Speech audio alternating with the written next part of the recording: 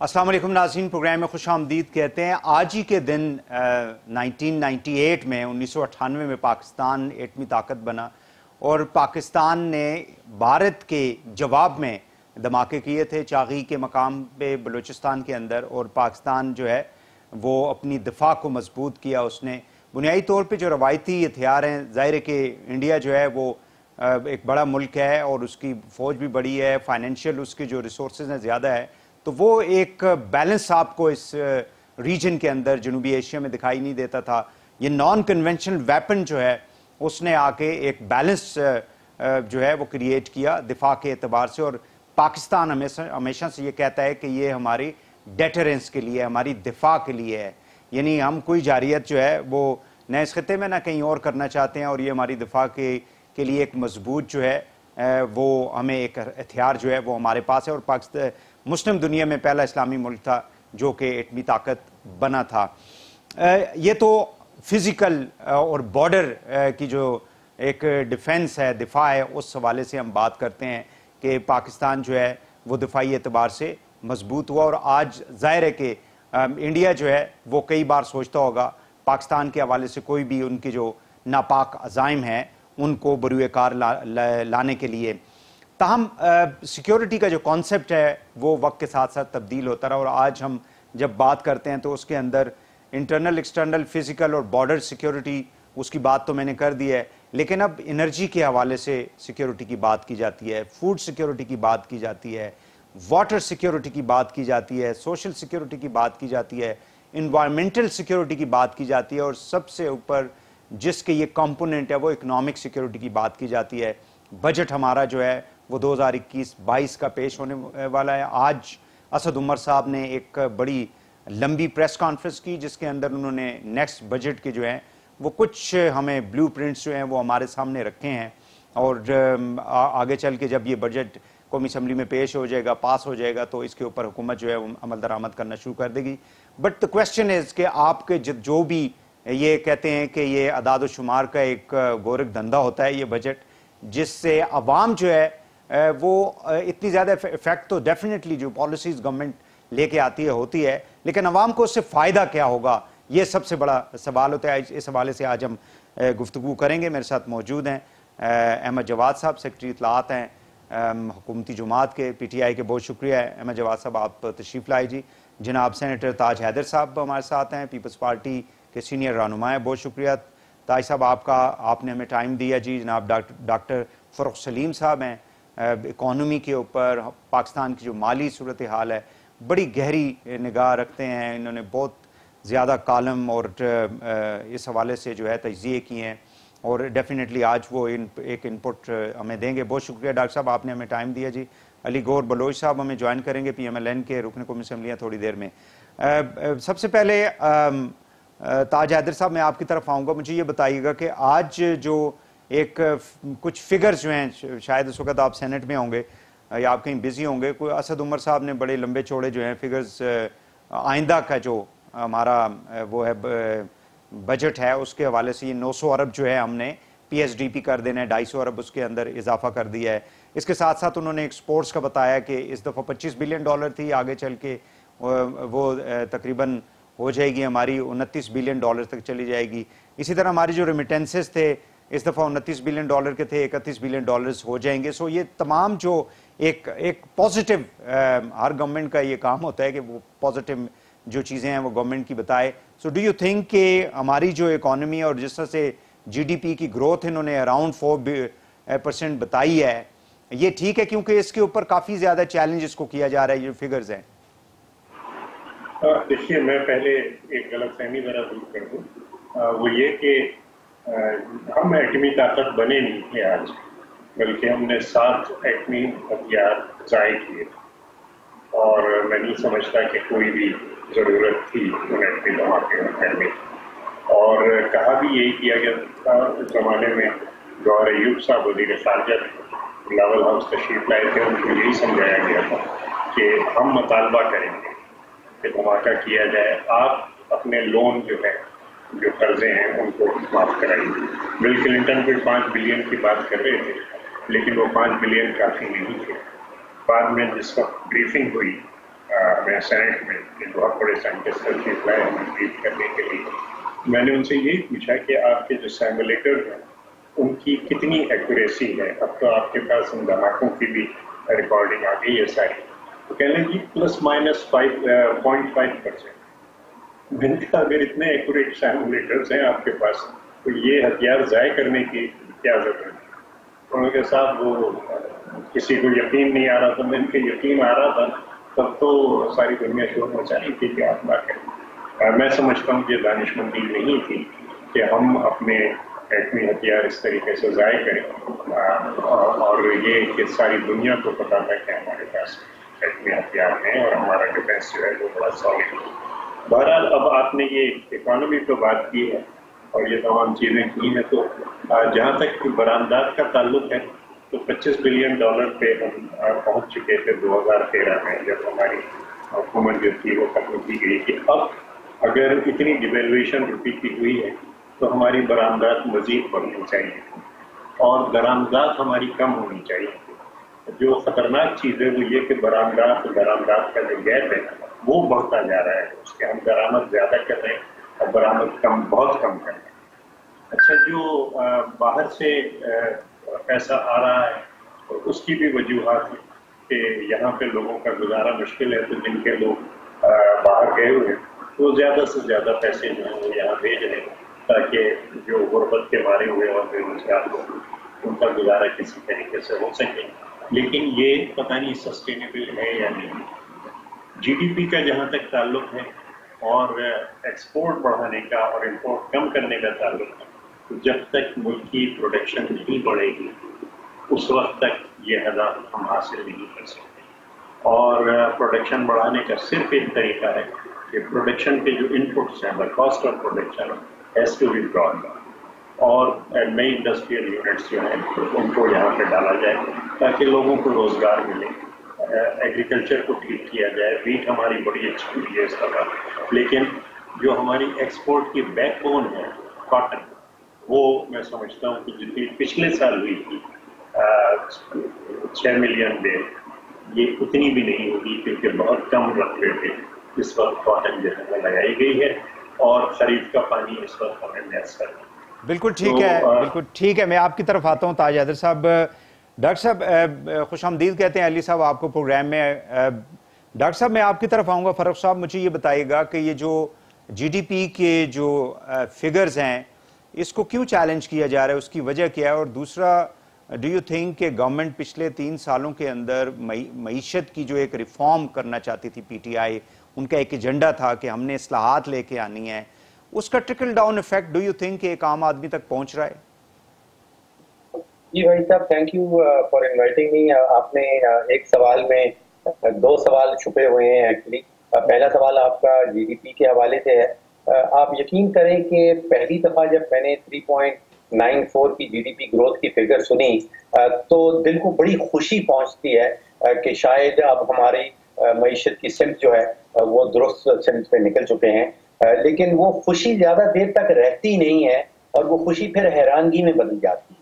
और हैरानगी में इसलिए बदल जाती है कि सिर्फ 1 महीना पहले हुकूमत पाकिस्तान, वजारत खजाना ने जो कहलाता है मीडियम टर्म बजटरी फ्रेमवर्क, एक टेक्निकल सा लफ्ज़ है, जो ये अदाद शुमार IMF के पास जमा कराए गए थे, उसमें 1 महीना पहले हुकूमत खुद जो है उसका तखमीना था 2.9 का। तो सवाल जहन में ये उठता था कि उस 1 महीने के दौरान कौन सा ऐसा मौजज़ा हो गया, कोई आपकी ज़राअत के शोबे में मौजज़ा हो गया या कोई इंडस्ट्री के शोबे में मौजज़ा हो गया 1 ही महीने के अंदर, या कोई कंजम्पशन एकदम से बढ़ गई, जो आपका सर्विसेज सेक्टर है वो एकदम से बम की तरह फटा और बहुत फैल गया। कौन सा मौजज़ा हुआ है? जब अब वो ढूंढने निकलते हैं तो वो कोई ऐसा मौजज़ा नज़र नहीं आता। तो हुकूमत खुद से जब 2.9 कह रही थी और 1 महीने के दौरान कोई नया मौजज़ा भी नहीं हुआ, फिर आप शायद जानते हो कि जिस वक्त हुकूमत ने ये 3.9 की फिगर सामने रखी तो स्टेट बैंक की तरफ से पहला ऑब्जेक्शन उठाया गया और वो ऑब्जेक्शन ये उठाया गया था कि आपने जो गंदम के हवाले से फसल की जो फिगर इसके अंदर लगाई है वो शायद ज़्यादा लगा दी है, जिसके नतीजे में आपकी GDP ग्रोथ जो है वो एक्सेजरेटेड आ रही है। दूसरा ऑब्जेक्शन जो है, जो इकोनॉमिक एडवाइजर साहब हैं वजारत खजाना के, उन्होंने खुद से लगाया और उनका कहना ये था कि आपने जो सरमायाकारी के हवाले से फिगर लगाई है अपने फॉर्मूले के अंदर, वो शायद ज्यादा लग रही है, उनको ज्यादा लग रही है, जिसके नतीजे में ये फिगर जो है ये ज्यादा आई है। ये तो टेक्निकल इश्यूज हैं। देखिए पहली बात, अच्छा डॉक्टर साहब, फिर अगर वजीर खजाना जो है वो भी, या एडवाइजर जिनकी आप बात कर रहे हैं, उनको भी इससे एतराज है, स्टेट बैंक को एतराज है, तो ये बनाता कौन है, फिर करता कौन है ये पब्लिक जो हमारा पाकिस्तान ब्यूरो ऑफ स्टैटिस्टिक्स है, वो ये फिगर बनाता है और उसको कहा जाता है प्रिलिमिनरी एस्टिमेट। ये रियली 9 महीने इस साल के जो हैं वो अदाद शुमार इनके पास पहुंच चुके होते हैं।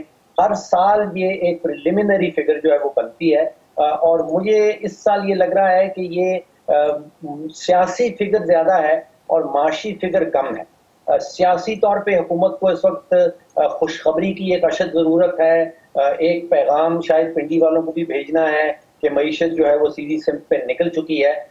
इस वक्त ये सियासी फिगर मेरे नज़दीक ये इज मोर ऑफ अ सियासी फिगर देन अ माशी फिगर। जी अली बलोच साहब, आप लोगों को हुकूमत की माशी पॉलिसियों से क्यों एतराज़ है, जब इतने ज़्यादा आज जो असद उमर साहब की प्रेस कॉन्फ्रेंस थी वो तो बहुत ज़्यादा, यानी एक्सपोर्ट्स के हवाले से, रेमिटेंसेस के हवाले से जो 29 बिलियन तक पहुंच चुके हैं, आने वाले साल में 31 बिलियन उन्होंने हदफ रखा है, और ये जो एक्सपोर्ट्स का है वो मुझसे गलती होगी 27 बिलियन उन्होंने नेक्स्ट बजट के अंदर रखा है, 25 बिलियन अचीव। तो ये तो सारी अच्छी बातें हैं, अच्छी खबरें हैं। बिस्मिल्लाहिर्रहमानिर्रहीम। वहीद भाई देखें, अच्छी बातें करने में तो कोई मसला नहीं होता कि आप जितनी मर्जी अच्छी बातें कर लें, लेकिन वो कहते हैं कि एक होता है कौल और फेल में तजाद होना, तो इनके कौल और फेल में बहुत तजाद है। ये आपको पता है कि ये अवाम को हमेशा गलत फिक्र करते हैं।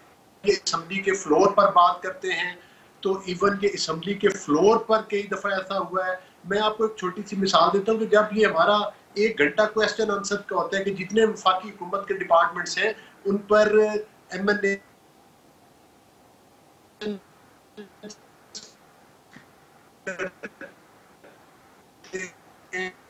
स्पीकर के सामने प्रोटेस्ट किया। आपको याद होगा कि GDP का इन्होंने पिछले साल भी एक गलत फिगर कोट करने की कोशिश की थी जिसमें इनको नाकामी हुई थी। असल चीज ये है कि जब मुल्क में खुशहाली हो, जब मुल्क में ग्रोथ हो रही हो, जब मुल्क में तरक्की हो, तो उसके सम्राट जो है वो ग्रास रूट लेवल पर भी नजर आते हैं। इनके वजीर खजाना जो कि चौथे वजीर खजाना हैं, और अब पता नहीं और अगर इनको टाइम मिलता है तो ये कितने वजीर खजाना तब्दील करेंगे। तो बात यह कि उन्होंने खुद कहा कि हम 2018 के फिगर के ऊपर आने की कोशिश करेंगे। दैट मीन्स कि ये 2018 के इनका टारगेट जो है, ये क्रिटिसाइज तो हमारी मुआशी पॉलिसीज को करते थे जिसमें कि पाकिस्तान में खुशहाली आई, पाकिस्तान में तरक्की आई, पाकिस्तान में एनर्जी क्राइसिस को एड्रेस किया गया, पाकिस्तान में लॉ एंड ऑर्डर की सूरत को बेहतर किया गया।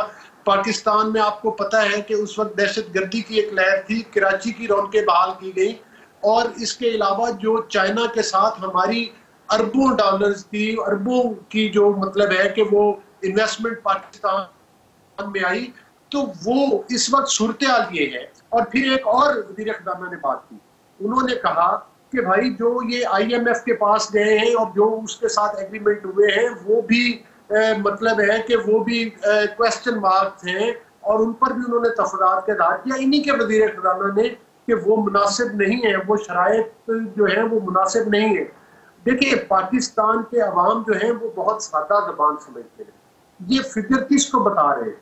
क्या पाकिस्तान के अवाम को नहीं पता कि इस वक्त गुर्बत ने और महंगाई ने उनको किस तरह से निचोड़ के रख दिया है? ठीक है अली साहब, मैं आता हूँ, मेरी गुजारिश सुन ले। जी। पाकिस्तान में इस वक्त क्या हालात है, आप मुझे बताएं कि बुनियादी क्या चीजें हैं। इलाज की, रोटी की जरूरत होती है, कपड़े की जरूरत होती है। आप देखें कि महंगाई की ये सूरत हाल है कि आज आम आदमी अपने बच्चों को जो है वो 3 वक्त की रोटी खिलाने से मुहाल है। आज आम आदमी जो है وہ دیکھیں کہ علاج کے لیے آپ دیکھیں کہ ادویات ان کے سرکاری ہسپتالوں سے اول تو ناپید ہو چکی ہیں، اور اگر ہیں تو وہ اتنی مہنگی وہ ہو گئی ہے کہ وہ اب لگتا ہے کہ پاکستان عام آدمی کی پہنچ سے دور ہے. بالکل علی صاحب، میں آپ کی طرف آتا ہوں. جواد صاحب، اٹس اے ویری مشکل قسم کا یہ پروگرام ہے. ظاہر ہے معیشت کے حوالے سے سوالات جو ہیں وہ وزیروں سے کرنے چاہیے. بہت شکریہ کہ آپ تشریف لائے، پارٹی کو ریپرزینٹ کر رہے ہیں. آپ بتائیے کہ کیا صورتحال ہے اس وقت؟ آپ لوگوں کی حکومت جو ہے وہ عام آدمی کو غربت سے، بے روزگاری سے، مہنگائی سے نکالنے کے لیے کس قسم کی پالیسیز جو ہے وہ لانا چاہ رہی ہے؟ اچھا وحید، اگر آپ اجازت دیں تو جو مہمانوں نے کچھ کومنٹس ہیں میں ان پہ بھی کچھ اپنی رائے کا اظہار کر دوں، پھر آپ کے بھی سوال کا تقریباً اسی میں شاید جواب کمپلیٹ ہو جائے گا. دیکھیں، ایک سینیٹر تاج حیدر صاحب نے ایک بات کہی، میں ان کی رائے کا احترام کرتا ہوں، لیکن میں بھی اس میں اپنی رائے دینا چاہوں گا. نیوکلیئر جو دھماکہ ہم نے کیا تھا، دیکھیں ایٹمی دھماکہ کرنے کے بعد، کامیابی سے کرنے کے بعد ہی آپ ایک نیوکلیئر پاور کے طور پہ دنیا میں ریکگنائز کیے جاتے ہیں. پھر جب ہم کہتے ہیں کہ ایٹمی طاقت جو ہے وہ ڈیٹرنس کے لیے ہے، تو کبھی بھی کوئی ویپن لیب میں تیار کر کے آپ ڈیٹرنس نہیں کریٹ کر سکتے. ویپن وہی ہوتا ہے جو کہ آپ کے دشمنوں کو نظر بھی آئے اور وہ صرف لیبارٹری کی پیداوار نہ ہو.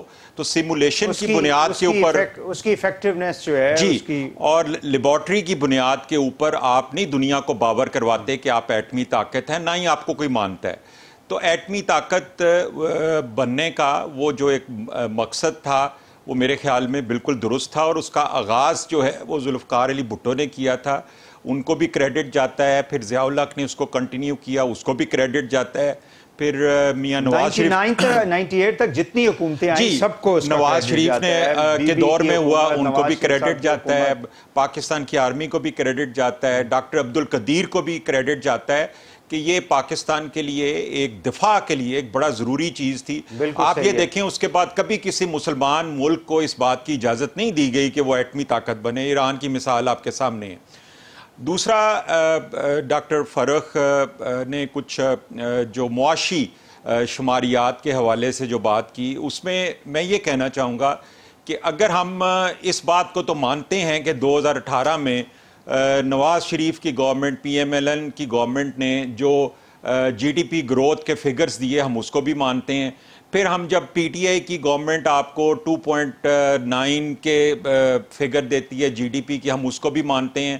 تو پھر 3.8 کے اگر گورنمنٹ فگر دیتی ہے اس کو نہ ماننے کی کیا وجہ ہے کہ فگرز جو ہے 3.8 جی، تو اس کو نہ ماننے کی کیا وجہ ہے؟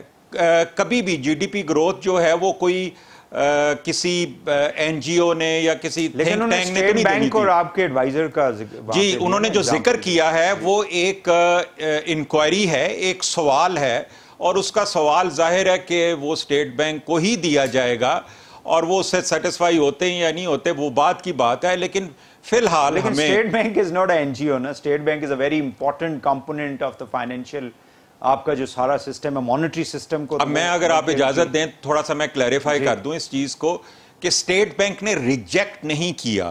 آپ جو بات کہہ رہے ہیں آپ اس کو اس طرح سے آپ پریزنٹ کر رہے ہیں ایز اف کہ اسٹیٹ بینک نے جی ڈی پی گروتھ کو ریجیکٹ کر دیا. اسٹیٹ بینک نے جی ڈی پی گروتھ کو ریجیکٹ نہیں کیا، ایک انکوائری ریز کی ہے، اس ایک سوال ریز کیا ہے، اس کا جواب جو ہے وہ حکومت پاکستان کے وزارت خزانہ نے دینا ہے. وہ اس کو دیتے ہیں، وہ سیٹسفائی ہوتے ہیں یا نہیں ہوتے وہ ایک ٹیکنیکل ڈسکشن ہے. لیکن فار دا ٹائم بینگ میں جو جواد صاحب یہ پتہ چلنا چاہیے نا، عام آدمی جو باہر جب جاتا ہے سودا لینے کے لیے، بے روزگاری کی جب آپ بات کرتے ہیں، مہنگائی کی بات کرتے ہیں، تو وہ ایک ریفلیکٹ ہونا چاہیے نا کہ یہ 4% جو ہے ہم نے اچیو کر لیا، 4.8 اگلے سال کرنے کے لیے جا رہے ہیں. تو اس کی وجہ یہ ہے، اس کی بنیادی وجہ یہ ہے جب ادارے ہی سوالات اٹھائیں گے آپ کے اپنے فائنینشیل اور اکنامک کے جو ادارے ہیں، تو ظاہر ہے پھر عام آدمی جو ہے اس پہ شک کرے گا. دیکھیں بالکل جو تنقید کرنا چاہتے ہیں اپوزیشن ہے یا میڈیا میں ڈیبیٹ ہوتی ہے اس میں کوئی حرج نہیں ہے. لیکن میں ایک کرائیٹیریا کی بنیاد پہ کہہ رہا تھا کہ جی ڈی پی گروتھ کو کیوں آپ کو اس فگر کو ایکسیپٹ کرنا چاہیے اسی طرح سے جیسے آپ دوسری حکومتوں کو ایکسیپٹ کرتے ہوئے ہیں. جو آپ نے سوال کیا ہے وہ ہے ایک ٹرکل ڈاؤن ایفیکٹ. اور ایک اور سوال جو آیا تھا کہ وہ کیا معجزات ہوئے ہیں جس کی بنیاد کے اوپر پی ٹی آئی کی گورنمنٹ ایک معاشی کامیابی یا ٹیک آف کرنے کی بات کر رہی ہے. تو وہ معجزات آپ کے سامنے ہیں. پچھلے 2 دن میں آپ دیکھیں سٹاک ایکسچینج جو ہے وہ 1.5 ارب اور 2 ارب سے زیادہ کا وہاں پہ بزنس ہو رہا ہے. آپ کے فورن ریمیٹنس جو ہیں وہ 29 بلین اگر پہنچ گئے ہیں تو 30 جون تک 30 بلین بھی کراس کر جائیں گے. پاکستان کی 72 سال کی تاریخ میں ایسا کوئی انسیڈنٹ نہیں ملتا. آپ کا روپیہ جو ہے ڈالر کے مقابلے میں پچھلے 10 مہینوں میں مستحکم ہے اور نیچے گیا ہے. تو کیا یہ چیزیں انڈیکیٹ نہیں کرتی کہ پاکستان میں معاشی صورتحال بہتری کی طرف جا رہی ہے؟ ٹھیک ہے ایک شارٹ بریک مجھے لینی ہے ناظرین یہاں پہ, اور بریک کے بعد حاضر ہوتے ہیں. ہمارے ساتھ رہیے گا.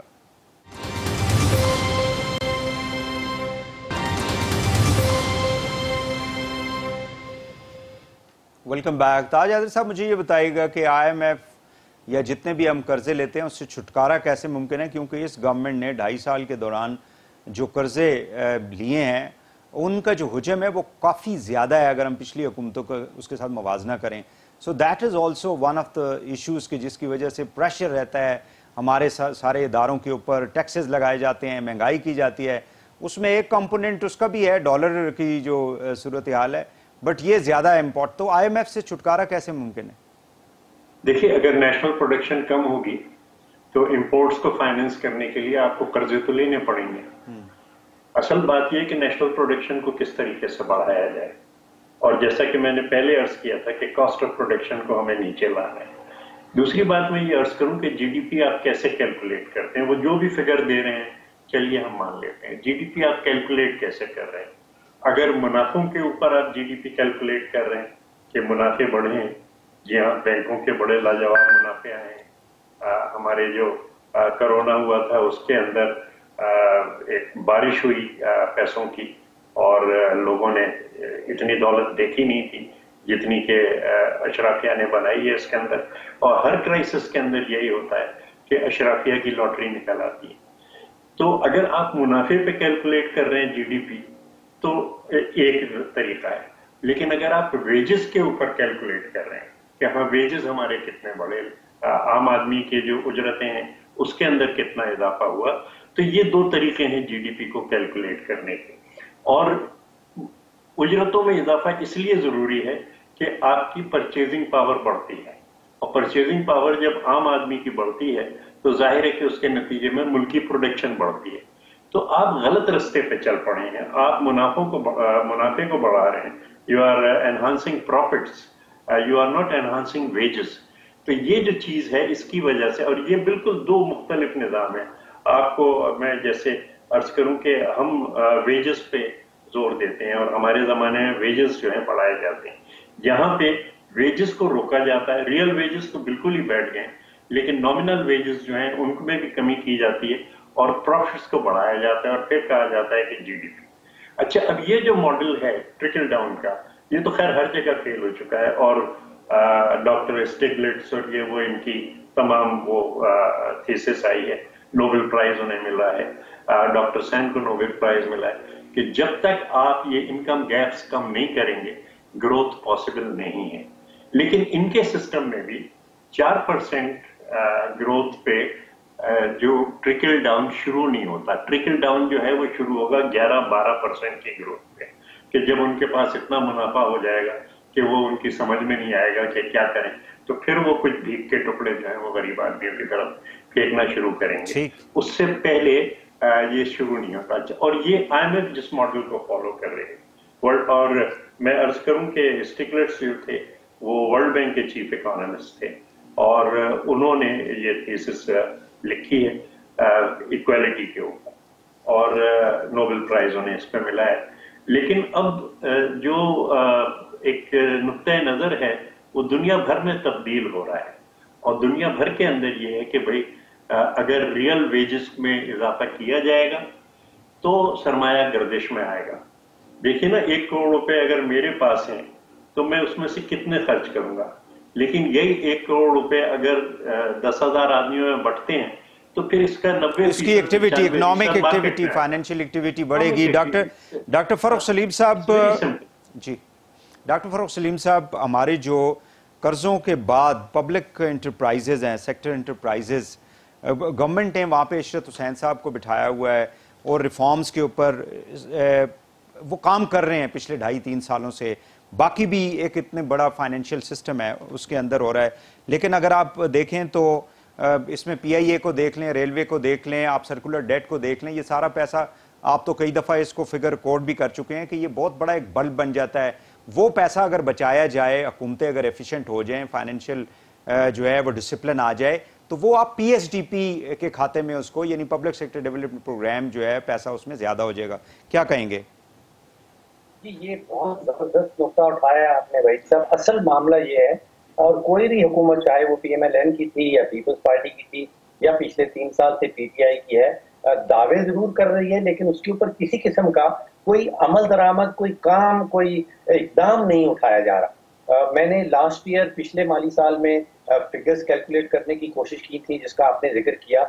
وہ تقریباً جو نقصانات ہیں پبلک سیکٹر انٹرپرائزز کے، وہ جو اضافی قرضے لیتے ہیں آپ کے اور میرے نام کے اوپر، اور جو بجٹ کے اندر ہم ان کو سبسڈیز دیتے ہیں، اگر آپ ان تینوں چیزوں کو جمع کر لیں تو وہ تقریباً 1800 ارب روپیہ 1 سال کا بن جاتا ہے. آپ اندازہ کیجئے کہ ہم 4000 ارب یا 4500 ارب کا ٹارگٹ رکھتے ہیں اپنی ٹیکس کلیکشن کا. اگر 1800 ارب روپے کا سالانہ بوجھ صرف پبلک سیکٹر انٹرپرائزز ڈال رہی ہیں، اور اگر ہم ان میں سے آدھا بھی بچا لیں، آپ اندازہ کیجئے اگر آدھا بھی بچا لیں تو کتنا پبلک سیکٹر ڈیولپمنٹ پروگرام میں ڈالا جا سکتا ہے، کتنے نقصانات کا جو ہے وہ اس میں کمی کی جا سکتی ہے. اب قوانین ایگزسٹ کرتے ہیں. مجھے یاد ہے کہ پیپلز پارٹی کے دوران پبلک سیکٹر گورننس رولز بنائے گئے تھے ورلڈ بینک کے ساتھ مل کے، اور وہ جو پہلا سال تھا پی ایم ایل این کا، اس میں وہ لاگو کر دیے گئے تھے. اگر وہ لاگو کر دیے جائیں، وہ بہت ہی زبردست قسم کے قوانین ہیں. اس میں بتایا جاتا ہے کہ آپ نے بورڈ آف ڈائریکٹرز کس طرح بنانا ہے، آپ نے کتنے انڈیپینڈنٹ. اچھا فاروق صاحب، مجھے یہ بتائیں کہ وجہ کیا ہے کہ this government could not address these issues. Privatization کا پورا دیکھیں، وہاں پہ بیٹھے ہوئے ہیں بڑے ایک سیزنڈ پولیٹیشین سندھ سے بیٹھے ہوئے ہیں، but we haven't heard anything about it in last 3 years. تو آپ مطلب مجھے سمجھ یہ نہیں آتی ہے کہ ہم جو ایک مینیفیسٹو پیش کرتے ہیں عوام کے سامنے، جس کے اوپر ووٹ لے کے آتی ہیں تمام سیاسی پارٹیاں، ایون اگر کوئی جنرل مشرف کی طرح بھی کوئی بندہ آ جاتا ہے تو اس کی بھی اپنا کوئی نہ کوئی تو ظاہر ہے ایک وہ ہوگا، سسٹم ہوگا کہ جی میں نے ایسے گورننس کرنی ہے. So why P T I is not delivering? آپ یقین کریں کہ پی ٹی آئی کا مینیفیسٹو جب آیا تھا تو میں نے 3 یا 4 جماعتوں کے، جو بڑی جماعتوں کے مینیفیسٹو تھے، ان سب کو پڑھا اور ان کے اوپر لکھا بھی.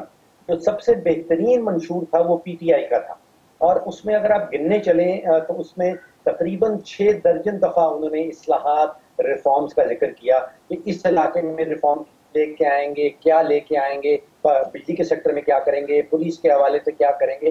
لیکن اب تقریباً 50% سے زیادہ ٹائم گزر گیا ہے، ان کا ریفارمز کا معاملہ ہی ختم ہو چکا ہوگا. ریفارمز اب پرائم منسٹر سیکریٹریٹ کے اندر میرا ذاتی تجربہ یہ رہا ہے کہ reforms is become a dirty word. اگر وہاں پہ کوئی ریفارمز کا لفظ نکالتا ہے تو باقی سارے جو وزراء ہیں وہ اس کو ایک بڑے برے انداز سے دیکھتے ہیں. ٹھیک ہو گیا، میں آپ کی طرف آتا ہوں. علی صاحب مجھے یہ بتائیں کہ آپ لوگ بجٹ کو روکنے کی، مطلب this is what we have heard کہ یہ اپوزیشن جو ہے وہ پاس نہیں ہونے دے گی، کیا کریں گے آپ لوگ، اور آپ لوگوں کے پاس الٹرنیٹو کیا ہے؟ وحید صاحب دیکھیں، گزارش یہ ہے کہ بنیادی بات یہ ہے کہ یہ گورنمنٹ، جیسے کہ میں نے پہلے بھی عرض کیا ہے کہ یہ گورنمنٹ پاکستان کی نمائندہ حکومت نہیں ہے. اور جب سے یہ حکومت بنی ہے تو پاکستان، آپ کو پتہ ہے کہ وہ استحصال ہو رہا ہے، پاکستان کی معیشت کا استحصال ہو رہا ہے، پاکستان کی سیاست کا استحصال ہو رہا ہے. اور آپ کو پتہ ہے کہ یہ مطلب ہے کہ سلیکشن کے ذریعے ہے، یہ ووٹ کے ذریعے ہے. جو بھی سیاسی پارٹی ووٹ کے ذریعے آتی ہے وہ اپنے آپ کو پاکستان کی عوام کا جواب دہ سمجھتی ہے، اور وہ اپنی پوری محنت کے ساتھ اور پوری لگن کے ساتھ کوشش کرتے ہیں کہ کل کو ہم نے इस अवाम के सामने जाना है तो हम क्या मुंह दिखाएंगे। आज आप देख लें कि ज़िमनी इलेक्शन हुए, उसमें जिस तरह से इस हुकूमत को और इस हुकूमत की पॉलिसी को नहीं, लेकिन वजूहात क्या हो सकती हैं? इनएक्सपीरियंस है, यानी changing the finance minister and financial team है, सिलेक्शन ऑफ टीम्स है ही नहीं है कोई, मतलब ये these would be the reasons ना, कि ब्यूरोक्रेसी इनके कंट्रोल में नहीं है, इनके पास अच्छी टीम नहीं है, इनको एक्सपीरियंस नहीं था गवर्नेंस का, बस ये रीजंस हो सकते हैं ना। आप अगर एक ही चीज को मतलब 5 साल तक तो नहीं कह सकते कि ये लेजिटिमेट गवर्नमेंट है, इलेजिटिमेट गवर्नमेंट है। Okay, now they are in the parliament, ये आपके कलीग्स हैं, आप वहीं पे बैठते हैं, क्रिटिसाइज भी करते हैं, वो मतलब देयर शुड बी अ वे कि इससे बाहर कैसे निकलना है। वही मैं गुजारिश करूंगा कि मुझे थोड़ा सा एक्सप्लेन करने दें। मैं आपके सवाल की तरफ ही आ रहा हूँ। मैं ये गुजारिश कर रहा हूँ कि बुनियादी तौर पर यही वजह कि जब ऐसे लोग, ये एक पार्टी नहीं, ये चंद लोगों का जत्था है। आप देख लें, आज आप इनकी काबीना देख लें, काफ लीग के परवेज मुशर्रफ के चेहरे आपको नजर आएंगे, कुछ पीपल्स पार्टी से भागे हुए लोग नजर आएंगे, कुछ नून लीग से इन्होंने बरगला के जो चंद लोग ले गए उनके भी कुछ चेहरे नजर आएंगे। ये तो इनकी काबीना के हालात है। इनके बेंचों पे जो लोग बैठे हुए आप वो देख लें, 90% वो लोग हैं जो परवेज मुशर्रफ के थे, बाकी कुछ दीगर सियासी पॉलिटिकल पार्टी इक़्तिदार पसंद लोग हैं, तो सारी सिलेक्टर्स की टीम है। जब एक क़यादत एक ना हो, जब आपके नीचे काबीना एक ना हो, आज देखें कि ये तरीन साहब पीपल्स पार्टी के भी वजीर खजाना थे, आज इनके भी वजीर खजाना है, फिर उससे पहले हफीज साहब थे, उनका देख लें। आप इनमें से ज्यादातर वो लोग हैं जो इनकी काबीना में बैठे हैं। जो वैसे मुशर्रफ के काफी लोग तो आप लोगों ने भी लिए थे पिछली हुकूमत के अंदर। नहीं, देखिए बात ये उनको टिकट्स दिए, they were part of the cabinet as well. जी बिल्कुल भाई, आपने बिल्कुल दुरुस्त कहा कि कुछ लोग थे, लेकिन उनमें से मोस्टली वो लोग थे जो मियां नवाज शरीफ के साथ थे, जो मियां नवाज शरीफ साहब को छोड़ के गए थे तो वापस हमारी पार्टी। चलें ठीक हो गया, मैं एक शॉर्ट ब्रेक ले लूं वापस। जी, मैं आप मेरी गुजारिश सुन ले। देखिए बात ये है, अगर उस वक्त इसहाक डार साहब थे वजीर खजाना, आज आप देख लें कि हमारी पार्टी में टेक्नोक्रेट्स, ये वाहिद पार्टी है जिसके टेक्नोक्रेट्स के खिलाफ भी विक्टिमाइजेशन, उनको विक्टिमाइज किया जाता है, उनके खिलाफ झूठे मुकदमात बनाए जाते हैं, वो फिर भी अपनी पार्टी के साथ सिंसियर होंगे। ठीक हो गया। मैं यहाँ पे एक ब्रेक ले लूँ। जवाद साहब मैं आपकी तरफ आऊँगा, because you need substantial time, ताकि जितने भी सवालात उठाए गए हैं उनका आप बेहतर तरीके से जवाब दे सकें। नाज़रीन, ब्रेक के बाद हाजिर होते हैं, हमारे साथ रहिएगा।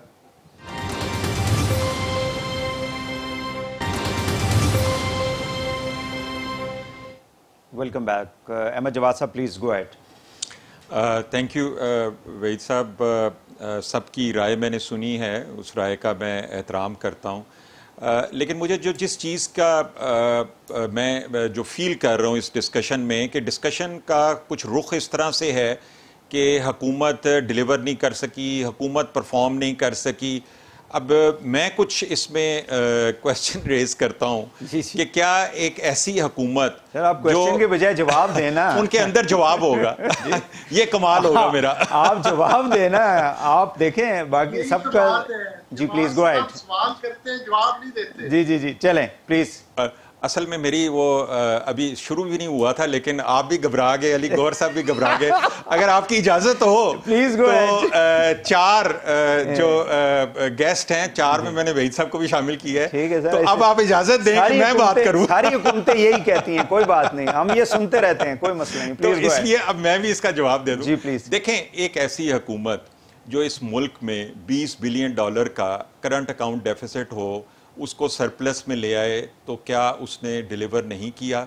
एक ऐसी हुकूमत जिसने $9 बिलियन के फॉरेन रिजर्व्स को $23 बिलियन पे ले जाए, क्या उसने डिलीवर नहीं किया?